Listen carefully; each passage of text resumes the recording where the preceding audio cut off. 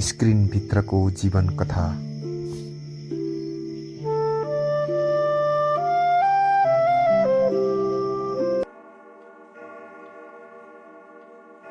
रातको 12 बजिसकेको थियो।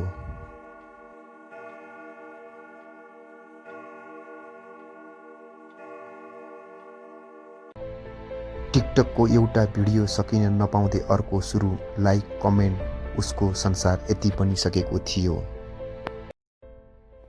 पहिले ऊ स्कुलको खेल मैदानमा साथीहरूसँग फुटबल खेल्थ्यो। अहिले मैदान खाली थियो, सबैको नजर मोबाइलभित्र सीमित भइसकेको थियो।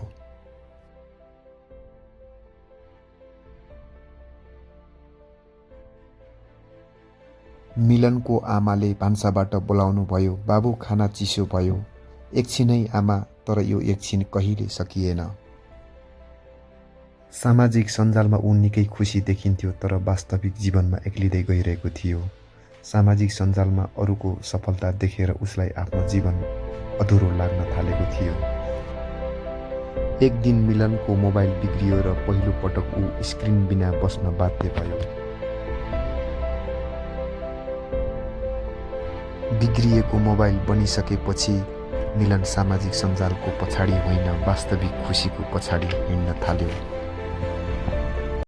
त्यस दिन उसले धेरै लामो समयपछि आफ्नो बुवासँग लामो कुराकानी गर्यो।